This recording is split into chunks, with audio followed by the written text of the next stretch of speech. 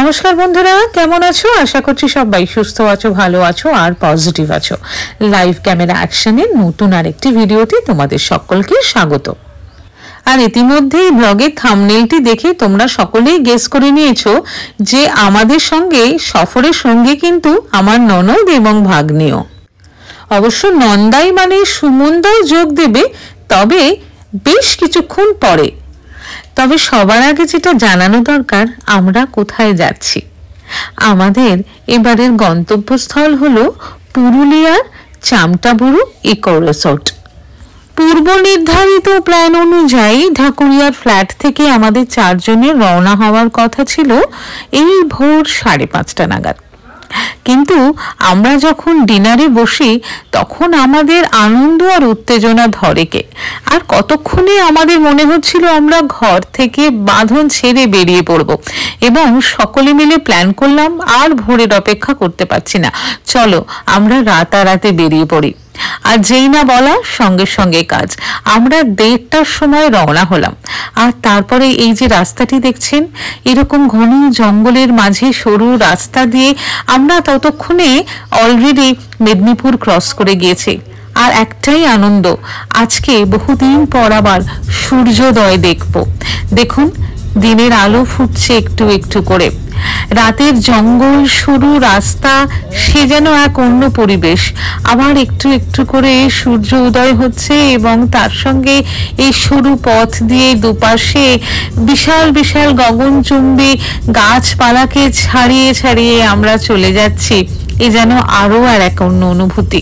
প্রকৃতির কোলে এরকমই একটা দৃশ্য দেখব বলে আমরা কিন্তু মানে রাতেরও দৃশ্য দেখব, আবার সূর্যোদয় দেখব, তারপরে বাকি গোটা দিন আরো যত বেশি সময় পুরুলিয়ায় কাটানো যায়, সেই জন্যই আমরা এই পরিকল্পনা করে বেরিয়ে পড়েছিলাম।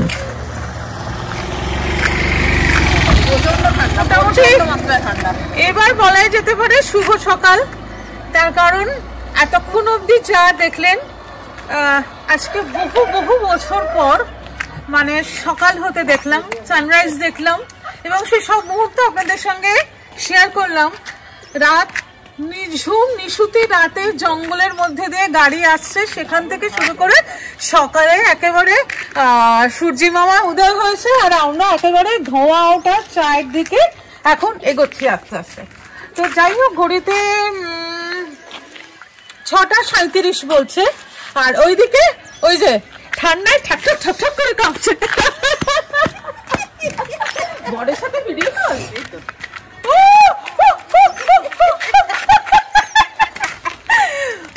আচ্ছা ফোনে আছে, ভিডিও কলে আছে আমার নন্দাই। কারণ সুমনদা আসছে রাঁচি থেকে, আমরা চলে এসছি 4 জনে একসঙ্গে, সুমনদা চলে আসবে। তো যাই হোক, অ্যাকচুয়ালি আমি বলি আমাদের এই প্ল্যানটা তো ছিল না। আমাদের প্ল্যান ছিল এই কটায় আসার, 5টা 5:30টায় আমরা ঢাকুরিয়া থেকে বেরোবো। আমরা এখানে ঢুকে যাবো মোটামুটি 1টা।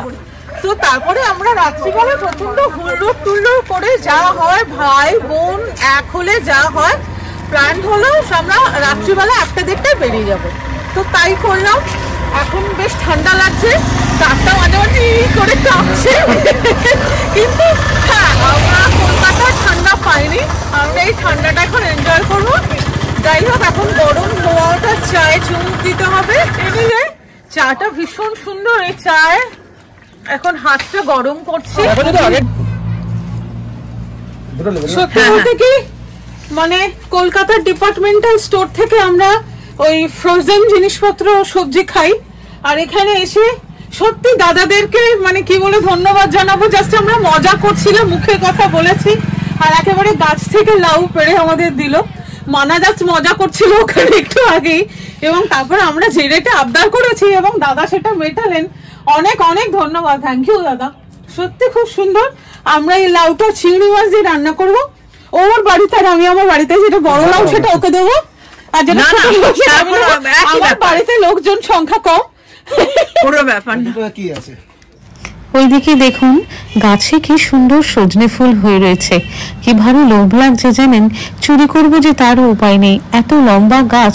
আমি নেহাতি জুম করে দেখাচ্ছি বলে বোঝা যাচ্ছে না, কিন্তু যাই হোক এই দাদাদের রিকোয়েস্ট করায় বললেন যে এত উঁচু গাছে এটা আমরা আপনাদের হেল্প করতে পারবো না, তবে রাস্তায় যেতে যেতে এরকম অনেক গাছ পাবেন, পারলে গাড়ি দাঁড় করিয়ে সেখান থেকে নিয়ে নেবেন।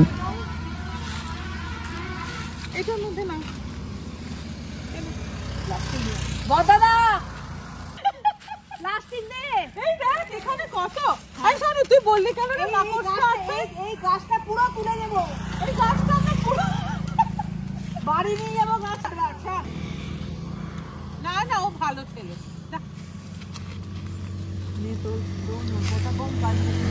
এই দেখুন আমরা মোটামুটি এইটুকুতে কিছু হবে না, আমরা যাচ্ছি আরো ওদিকে যাবো কি করে।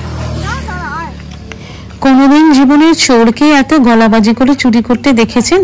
দেখুন আমরা দুই চোরে মিলে চুরি করতে ঢুকেছি ভাবা যায়, তাও এত চেঁচামেচি করে।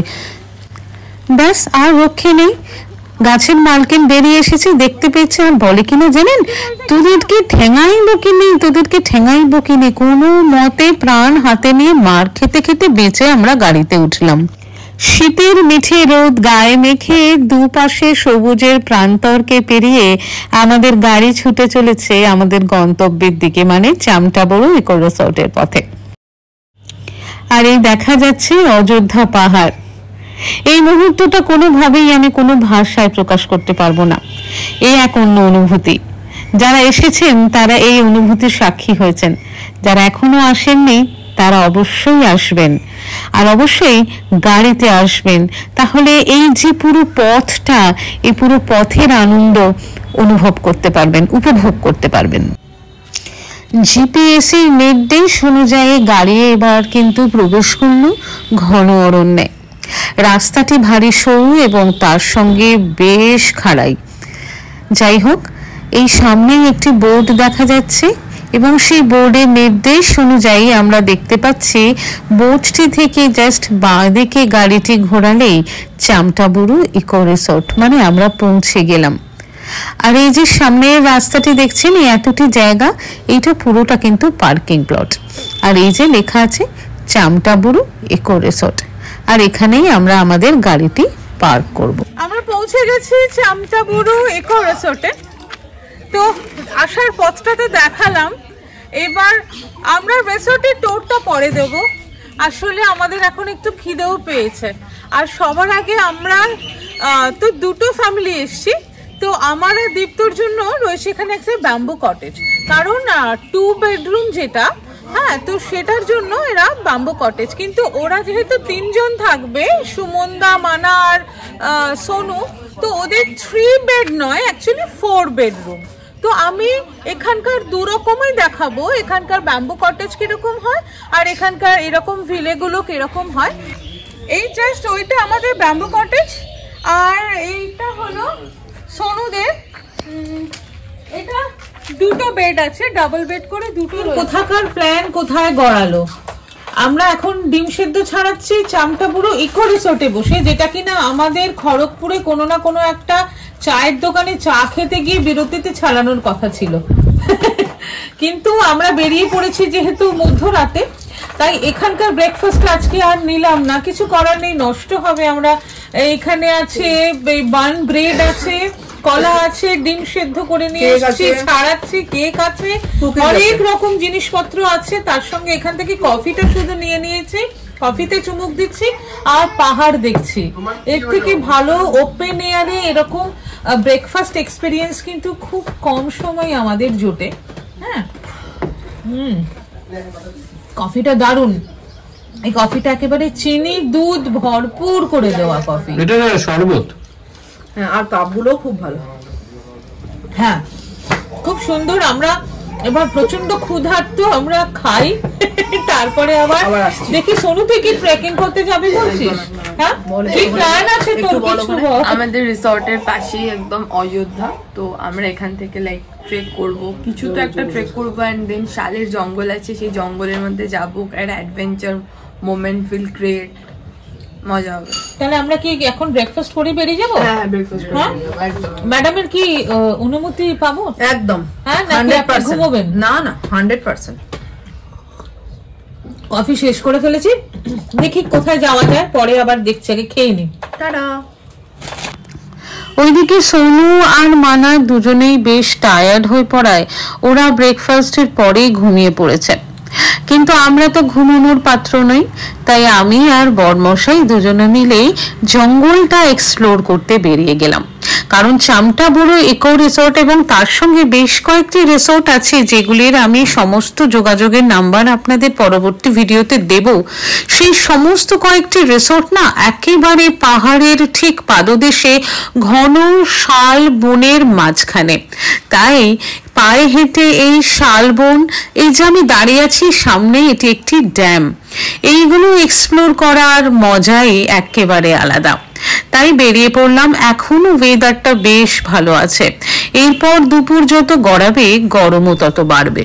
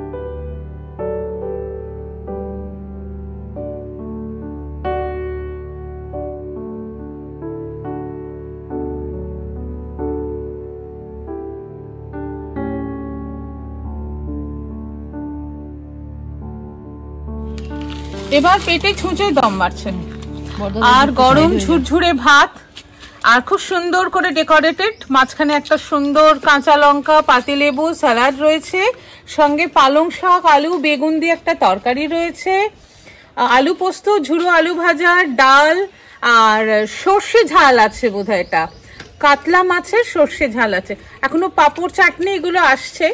তো আর বেশিক্ষণ অপেক্ষা করছি না, এবার খাওয়া দাওয়া করি, বাচ্চাটারও খিদে পেয়েছে। খুব সুন্দর, আর একেবারে পাহাড়ের কোলে এরকম একদম ওপেন এয়ারে খাওয়া, এর মজাই আলাদা। সেখানে যেন এত পদেরও দরকার ছিল না, সামান্য একটু বোধহয় ঘি ছড়িয়ে ভাত আলু ভাজা দিয়ে দিলেই মানে সেটা অমৃত লাগতো, কারণ এই মানে পরিবেশটা এত সুন্দর। যাই হোক, আর বক বক করতে পারছি না, এখন আগে খেতে হবে, খুব জোর খিদে পেয়ে গেছে।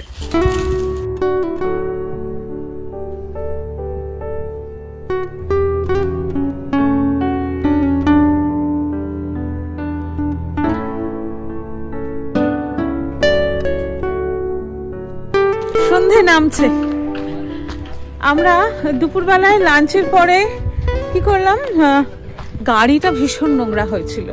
প্রথমত একটা এতটা বড় ড্রাইভ, রাস্তাঘাটে ধুলোর তো অবস্থা নতুন করে কাউকে বলে বোঝাতে হবে না। তারপর একটা না ছোট্ট মতন স্ক্র্যাচ দেখা যাচ্ছিল, তো যাই হোক কাচুর, ওটা স্ক্র্যাচ না, ওটা অ্যাকচুয়ালি একটা দাগ পড়েছিল। তো আমরা যখনই যে কোনো রিসোর্টেই যাই না কেন, সেখানকার ভাইদের দাদাদের দিয়ে আমরা গাড়িটা পরিষ্কার করিয়ে নিয়ে আমরা ফোনে জেনেই যাই, সেই সুব্যবস্থা থাকে ইনফ্যাক্ট প্রত্যেকটা রিসোর্টেই। তো এখানেও তাই ছিল, করিয়ে নিয়ে একেবারে গাড়িটা চাপা দিয়ে দিলাম। ওরা খুব সুন্দর করে ওয়াশ করে দিয়ে একদম সবকিছু করে গাড়ি ওখানে চাপা দিয়ে দিয়েছে। আর সন্ধে নামছে, আমরা সূর্যোদয় দেখেছি, আর সূর্যাস্ত ওইভাবে না দেখলেও মানে সূর্য ডোবার সময়টা একেবারে আকাশের খোলা আকাশের নিচে আমরা দুজনে, তার সঙ্গে আবার চাঁদও উঠে গেছে। আমি জানি না আমি চাঁদ দেখাতে পারছি কিনা। তার পাশে মঙ্গল গ্রহ রয়েছে, তার পাশে মঙ্গল গ্রহ, আর কি চাই। আর সব থেকে বড় কথা, আমরা দুটো কাছের মানুষ একসঙ্গে রয়েছি। রাতের আলোয় ইকো রিসোর্টটি কি সুন্দর সেজে উঠেছে দেখুন, কি ভারী মায়াবী লাগছে দেখতে। তারপরে এখানে বনফায়ারেরও অ্যারেঞ্জমেন্ট করা রয়েছে, সেখানে আমরা একটু গিয়ে তাপ নিয়ে এলাম। আর তারপরে এখানে গার্ডেন চেয়ারে বসে অপেক্ষা করছি কখন আমাদের জন্য গরম গরম টি বা কফি আর তার সঙ্গে স্ন্যাক আসবে। সত্যি বলতে কি এই যেন এক আলাদা অনুভূতি। সন্ধ্যাবেলা সুন্দর ওয়েদার, ঠান্ডা ঠান্ডা হালকা একটা ভাব রয়েছে। এই ঠান্ডাটা তো কলকাতায় এনজয় করতে পারি না, সেই জন্য খোলা আকাশের নিচে গার্ডেন আমব্রেলার তলায় বসে গরম গরম পকোড়া খাচ্ছি। কফিটা আগেই খেয়ে নিয়েছি।